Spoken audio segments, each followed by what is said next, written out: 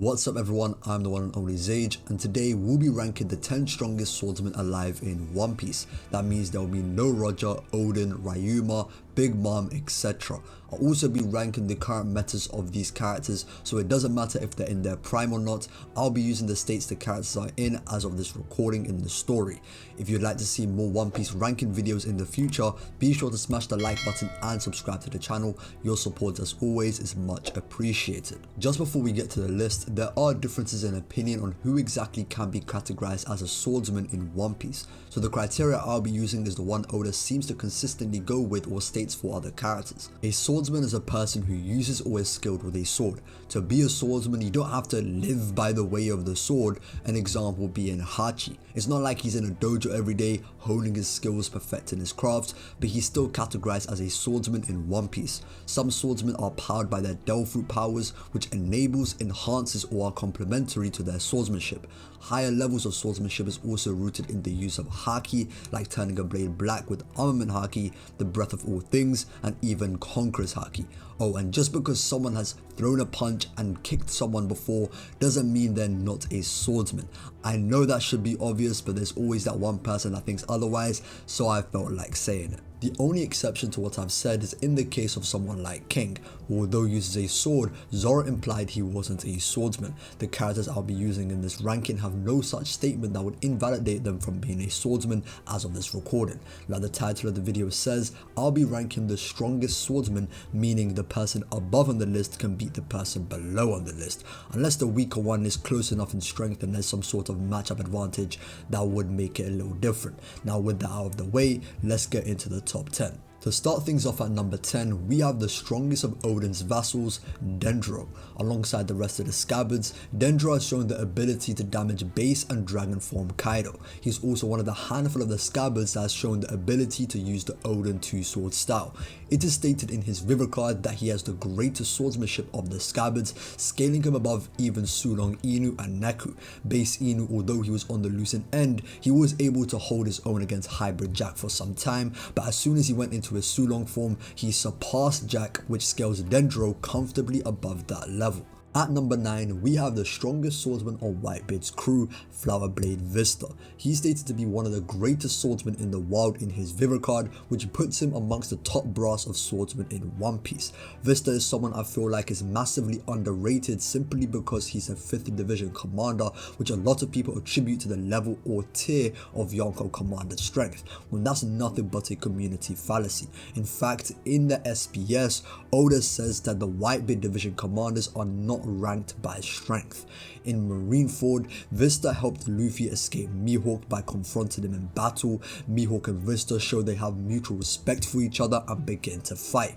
Vista was able to give Mihawk an equal fight in the time they fought until they eventually decided to finish their duel another time. Many mistake this decision for the battle taking too long or because they don't want to have a real duel on a battlefield, but the simple truth is that Sengoku was getting ready to deploy the Pacifista, so he told his side to pull back to not get caught in its destruction. There are movement or shake lines around Vista's body and aren't there for Mihawk, which could imply that he was actually beginning to end up on the losing end of the exchange. Now for number 8, we have Trafalgar Law. Law was taught the way of the sword from Diamante along with martial arts and other things from the members of Doflamingo's family when he was a child. Naturally, he's much stronger since then, and with the Opi no Mi, he has enhanced his swordsmanship. He has shown the ability to impress and damage both base and dragon form Kaido without using Awakening, although his attacks were still too shallow at the time.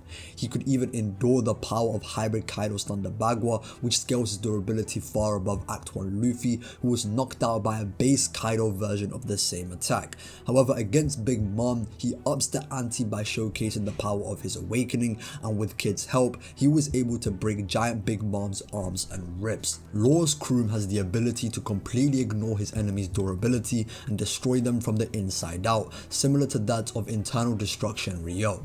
His Puncture Will, which is his strongest attack to date, causes severe damage to Big Mom, which sets up the finishing blow, and the destructive capacity of of the attack could be seen by the massive crater that it created beneath Onigashima. More than a week had passed since the raid on Onigashima, and Law ran into Blackbeard, which became his first true showcase of fighting an Emperor 1v1. It seemed that Law became more used to his awakening after fighting Big Mom, as he didn't reserve it as a last resort and actually started the fight with it. It could just be out of necessity, but it would make sense that Law has grown at least a bit stronger since the raid. Law was able to catch Blackbeard while he was free falling with his shock will, which dealt a good amount of damage to Blackbeard. Law then clashed equally with Blackbeard's Quake, and the fight was then off-screened as soon as Blackbeard was about to use Dark Vortex. The next time we see the fight, it had already ended, with Law being soundly defeated. At number 7, we have Shiryu of the Rain. Aside from Kuzan, Shiryu is Blackbeard's strongest subordinate. As the former head jailer of Impel Down, he was as strong as the warden Magellan, as stated by Ivankov and in his Vivo card. Magellan being a man that couldn't be defeated in 1v1 combat, so all the prison escapees had to resort to running away from him during the Impel Down arc, and of those criminals included the likes of Jinbei, Crocodile and Ivankov. When Blackbeard went to Impel Down, he mistook Shiryu for Magellan simply because of the strength that he could sense.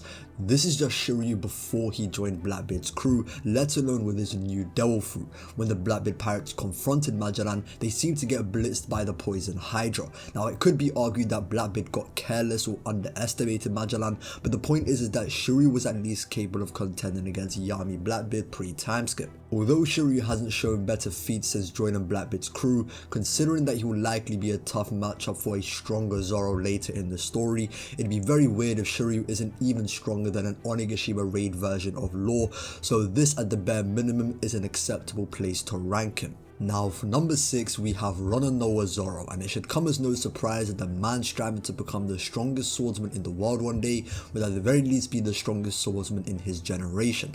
Zoro was amongst the 5 members of the worst generation that fought against both Kaido and Big Mom during the Onigashima raid. In the battle, he was the first to force Kaido to dodge an attack, and Big Mom had to warn him about it, which he didn't have to do for any of the other supernova. He was able to endure the full force of the Hakai and continued fighting with 20 to 30 of his bones broken.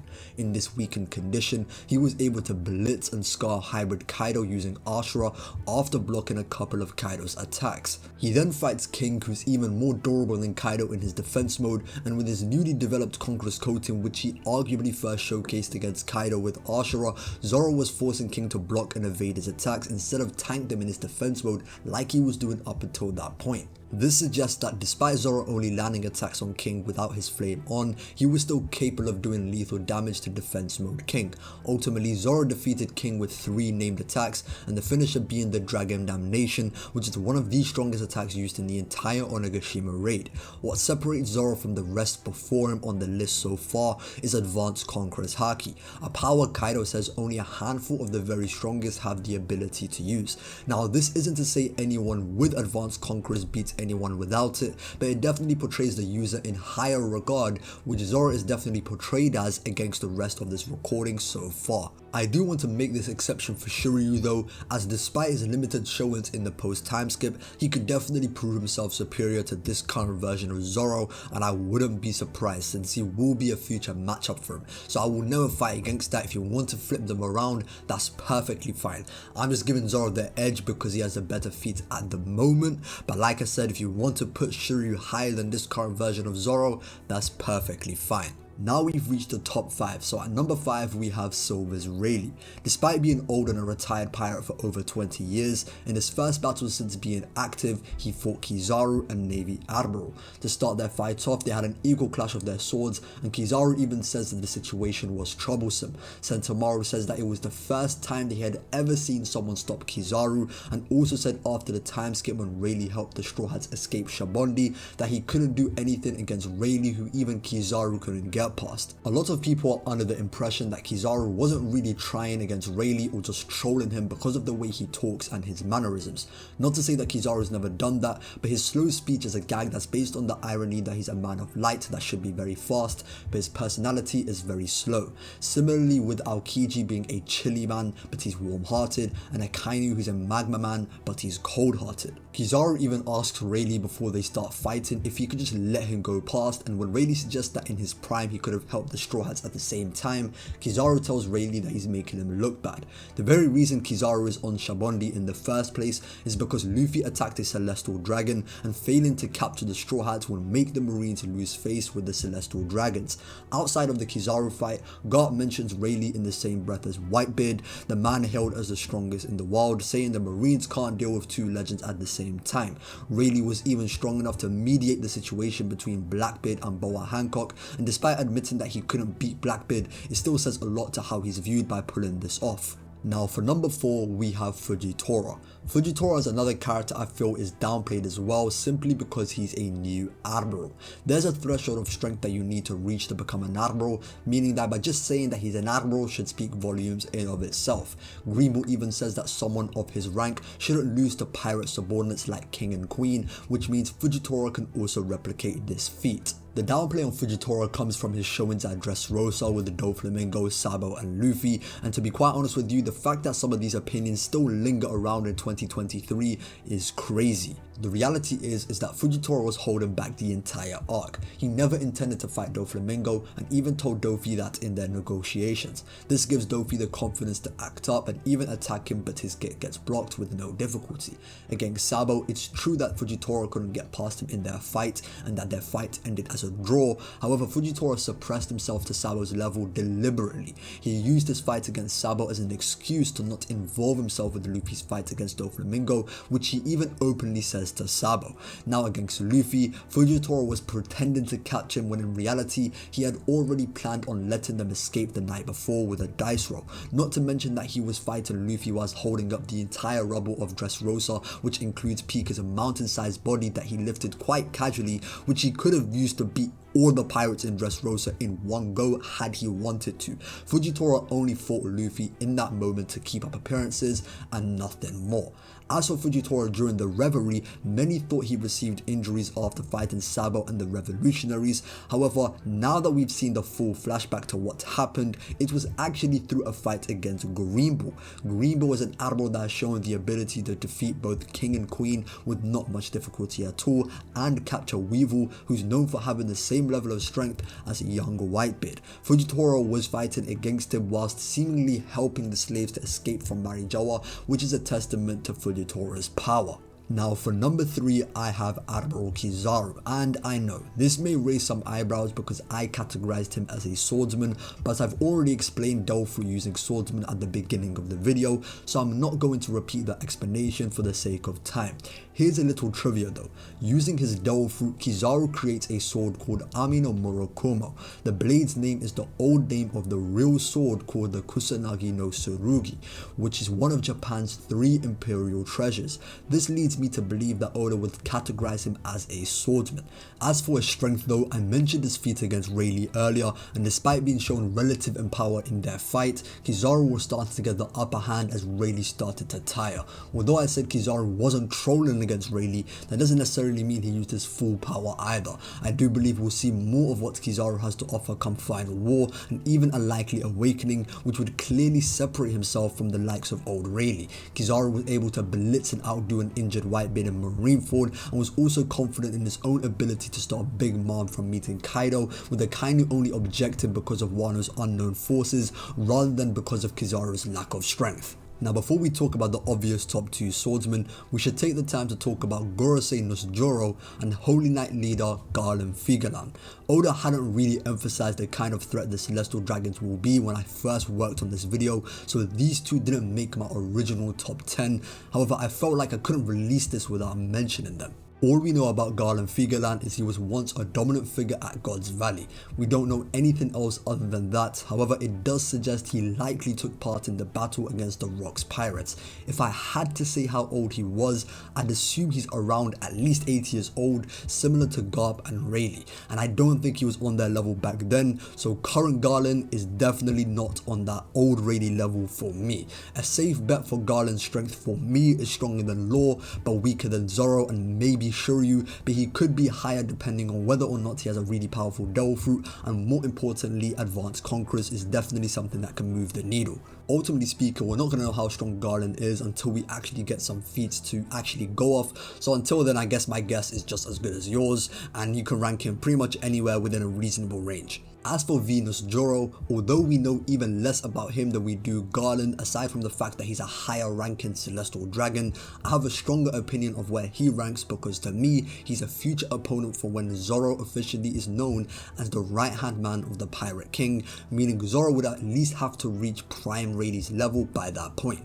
In order to be a good fight for this version of Zoro, Venus Zoro would have to be very strong himself, and considering I also believe Zoro will fight an Admiral in Kizaru prior to this, Zoro will likely be stronger than the Admirals, as usually the next major opponents are stronger than the last. Now we're at the top 2 strongest swordsmen alive in One Piece as of this recording, stronger than Venus Zoro and everyone else that I mentioned. At number 2 we have none other than Redhead Shanks, and surprise surprise, the strongest swordsman in the world is Dracula Mihawk. I can't talk about Shanks without mentioning Mihawk, so I decided to connect this part together. Mihawk's journey to becoming the strongest swordsman in the world, which is something that's actually briefly summarized in his Vivid card, is something that's very important to remember. After many years devoting himself to the sword, he challenged many powerful enemies until there was no one worth challenging. Shanks was once Mihawk's rival. They had daily duels that were considered legendary by Whitebeard, and they were still fresh in his memory. The loss of Shanks' arm made Mihawk drop that rivalry, and some people chalk this up to a swordsman honor of not fighting a one-armed man, but there's nothing in the story that actually suggests this. In reality, Mihawk just doesn't consider Shanks to be a worthy opponent anymore, as crazy as it sounds, and that's why he looks to the future for a swordsman that surpasses his old rival. Mihawk's judgment on other people's true strength really shouldn't be something that's questioned when he was the first to notice Whitebeard's decline in Marineford, was able to discern Luffy's true power, and this idea of reading others' true power is something that's stated in Mihawk's Vivid card. Shanks was Mihawk's last worthy opponent before he lost his arm. To me, the duels they had was essentially battles to decide who the strongest swordsman in the world was, and that's the reason why Shanks is at number 2, on top of the fact that he's the only one whose swordsmanship is used to put how great Mihawk's swordsmanship is into perspective. Shanks was capable of matching Whitebeard's advanced conquerors when they split the sky, and was also able to one-shot both Kid and Killer with his divine departure, which sliced Kid's damned punk in two, and Killer's mask. Mihawk is also only one of 2 swordsmen ever to forge a black blade, which seems to be the pinnacle of what a swordsman can achieve. Yoru is the strongest black blade in history and seems to be the strongest blade in general, as well as the fact that Mihawk has a 3.59 billion berry bounty. All this makes Mihawk a perfect fit for the title of the strongest swordsman alive. Anyways, that's all for this topic, so if you enjoyed, be sure to smash the like button and subscribe to the channel. I've been the one and only Sage, and until next time.